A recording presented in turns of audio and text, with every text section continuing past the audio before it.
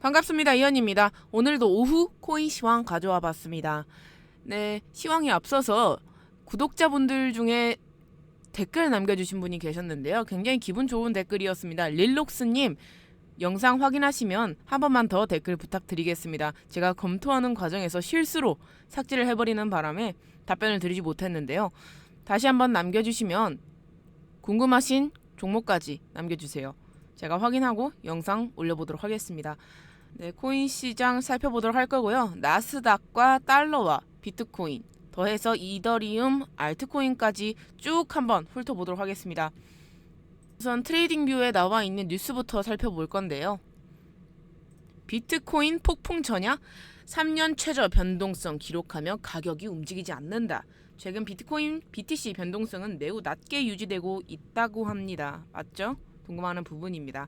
지난 7일간 가격 변동폭은 3.4%에 불과했다. 와, 이례적인 일입니다. 이는 최근 3년 사이 가장 낮은 수치라고 하는데요. 이와 같은 낮은 변동성 뒤에는 되게 큰 움직임이 뒤따르게 된다라고 합니다.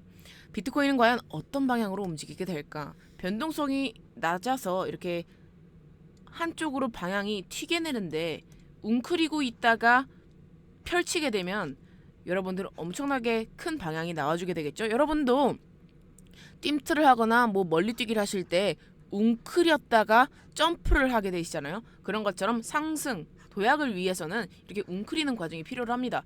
그래서 그 이야기를 하고 있는 것 같습니다. 그래스노트는 현재 좁은 거래 범위는 올해 1월과 비슷한 수준이다. 2020년 7월에도 유사한 패턴이 나타났다며 두 경우 모두 큰 폭의 변동성이 뒤따랐다.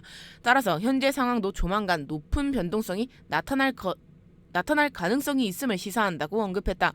실제로 비트코인 가격은 작년 12월부터 올해 1월 사이 몇 주간 1만 7천 달러 선에서 움직이다가 이후 2만 3천 달러로 급등해 2주간 유지했다. 2020년 7월에는 몇 주간 9천 달러를 상회하다가 갑자기 1만 2천 달러까지 치솟았다. 그렇다는 것은 갑자기 30%를 30% 상승이 나와줬다라는 거죠. 네, 최근 7일 비트코인 변동성 및 가격 고점과 저점인데요. 네, 7월, 10월, 1월, 4월. 그러니까 2020년이죠. 이때는 2021년이고요. 쭉 2022년 여기까지 2023년입니다. 지금 전체적으로 2021년 11월 역대 최고가 대비 61% 하락한 상태이며 이후 대규모 움직임이 발생하면 추가 하락도 예상할 수 있다라고 합니다. 주간 종가가 27,600달러를 하회할 경우 하락세가 공고화돼 지속될 수 있다며 27,600달러를 회복해야 강세 모멘텀을 기대할 수 있다고 언급했습니다. 분석가는 주간 캔들이 약 26,800달러에 마감돼 여기서 뭔가를 포착한 것으로 보인다고 하는데요. 먼저 보겠습니다. 네, 더해서 비트코인은 변동성이 줄면서 지난 열흘간 고르지 못한 횡보 채널에 있었다. 변동성이 커지면 24,400달러에서 지지선을 찾을 수 있다. 이는 온체인 분석가들이 주목하는 영역이기도 하다. 네, 이렇다라는 것은 지금 변동성이 너무 없기 때문에 변동성이 없다가 변동성이 갑자기 나타났을 때 하락의 위험이 있을 수 있다. 그 하락의 지지선은 24,400달러 지지선이 유효하다라고 지금 전체적으로 분석이 되어 있습니다. 이 근거로는 비트코인 채굴자 유출로 매도 압력이 증가할 것이라는 전망이 나오고 있어서인데요. 충분히 가능성이 있다고 보고 있습니다. 저도. 하지만 제 생각에는 지금 이전 패턴과 유사한 패턴 한번 만들었기 때문에 첫 번째, 두 번째, 세 번째 패턴 한번 더 만들어 갈 것으로 보입니다. 지금 현재 코인 시장에서는 선물 시장이 주도를 하고 있기 때문에 롱이냐 숏이냐 롱 죽이기 숏 죽이기 그 과정들이 차트에서 나타나 있다고 저는 생각을 하고 있고요. 이어서 다른 뉴스도 살펴보도록 하겠습니다. 금리 인상 불씨, 연준 내부 이견 봉착, 비트코인 가격 횡보. 지난 19일 제롬 파월 미국 연방준비제도 페드 연준 의장이 6월 금리 동결을 시사해 암호화폐 시장이 환호했지만 금리 인상의 불씨는 꺼지지 않은 모양새다. 제임스 블라드 세인트루이스 연은 총재는 22일 현지 시각 플로리다주 포트로더데일에서 열린 포럼에서 인플레이션에 충분한 하방 압력을 가하고 적시의 목표치를 달성하려면 정책 금리를 더 높여야 할 것 같다고 금리 인상을 주장했다고 합니다. 이 블라드 총재 정말 맨날 이러네요.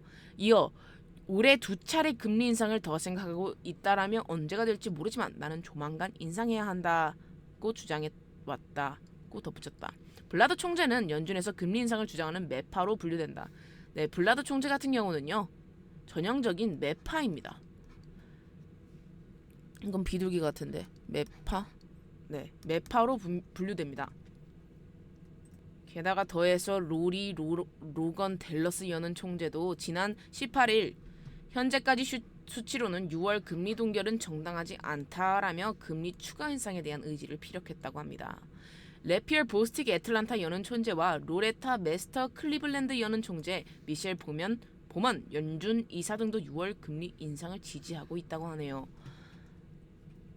네, 전체적인 이런 뉴스들 때문에 비트코인이 괜찮은 차트에도 불구하고 지금 계속해서 횡보장 이어가고 있는 것으로 판단이 됩니다. 근데 매파뿐만이 문제가 아닙니다. 일부 비둘기파 금리 동결에서 의견 유보로 입장을 전환했다고 합니다. 왜 이렇게 말을 바꾸는지는 모르겠지만 일단 한번 살펴보도록 하겠습니다. 닐 카시라리 미니애폴리스 여는 총재도 금리 동결에서 의견 유보로 입장을 바꿨다. 카시라리 총재는 22일 CNBC 인터뷰에서 연준의 인플레이션 목표치인 2%를 달성하기 위해 금리 인상이 6%를 넘을 수 있다라며 지금으로서는 6월에 한 차례 더 금리를 인상하거나 동결할 수 있느냐의 기로에 서 있다며 금리 동결에 대한 입장을 보류했다라고 합니다. 하루 전 월스트리트 저널과의 인터뷰에서는 이제까지 조치한 금리 인상 효과와 인플레이션 결과를 확인하기 위해 6월 금리 동결을 지지할 수 있다라며 지금부터는 좀 더 천천히 움직여도 된다는 생각이 열려있다. 그 금리 동결을 지지한 바가 있었다고 합니다. 이런 지지한 바가 있었는데 그 입장을 또 다시 보류를 했다고 하네요. 또 말바꾸기 들어간 것 같습니다. 다만 카시라리 총재는 6월 금리 인상을 건너뛰더라도 이것이 전체 금리 인상이 끝났다는 신호는 아니다라며 향후 금리 인상을 예고했다고 합니다. 연준은 최근 10회 연속 기준금리를 올려 금리를 5%에서 5.25% 선으로 유지하고 있습니다. 정말 힘든 상황입니다. 네, 금리가 거의 제로금리에 가깝다가 이런 식으로 상승이 나와줬기 때문에 정말 어깨가 무거우신 분들 많으시죠. 물가 상승도 물가 상승이고 나의 소득은 그대로인데 내 소득 빼고 모든 게 올라가는 시대가 왔습니다. 근데 그 와중에서도 비트가 올라줬으면 좋겠는데 연준 이것들은 비트코인도 압박을 주고 있네요. 비트코인 가격은 최근 일주일 동안 26,800달러 근처를 횡보하고 있다. 시장 전문가들은 거시경제 불확실성으로 인해 기관과 대형 투자자, 채굴자들이 비트코인을 매도하고 있다고 분석하고 있다. 암호화폐 역상관관계를 나타내는 미 달러 인덱스도 상승하면서 비트코인 매도세를 이어갔다. 네, 이게 상당히 큰 문제라고도 볼 수 있죠. 자, 연준 내부의 이견 속 비트코인 매도 압박도 있겠고, 자, 매파와 비둘기파가 있는데 매파는 계속해서 금리 인상을 피력을 하고 있습니다. 그런데 비둘기파도 금리 동결해야 된다 이러다가 갑자기 의견을 보류한다 이런 스탠스를 취하고 있고 더해서 달러 비트코인의 적이죠. 달러도 상승이 나와주면서 비트코인 결국에 이 사이에서 매도세가 나오게 되는 이런 현상으로 보이고 있습니다. 그럼 이게 언제 마무리되냐? 이거는 비트코인 차트를 보면 알 수 있을 거고요. 더해서 여러분들 5월달은 조금 힘들다라고 보시면 될 것 같습니다. 전체적으로 통계적으로 보았을 때 비트코인은 항상 5월에 주춤주춤하는 모습을 보이는 그런 패턴을 보이고 있습니다. 그렇기 때문에 조금만 더 기다려보시고 제 생각에는 6월 또는 올해 말쯤이면 6월부터 하반기 점점 가면 갈수록 비트코인 좋아질 것으로 보입니다. 왜냐하면 페드에서도 이런다 저런다 하지만 결국 6월 그 이후까지 계속해서 금리를 인상하는 것은 저는 불가능하다라고 생각을 하고요. 지금이야 시장이 이랬다 저랬다 하지만 결국은 나스닥도 지금 계속해서 우상향 패턴 이어가고 있고 비트도 이어서 커플링 현상으로 같이 상승할 것으로 저는 생각을 합니다. 그럼 이러한 내용들 토대로 차트 한번 쑥 훑어보도록 하겠습니다. 비트코인. 네, 비트코인 역시나 박스권 안에서 계속해서 흐름 나와주는 모습이고요. 물론 이 안에서 단타 매매를 한다면 할 수 있겠습니다.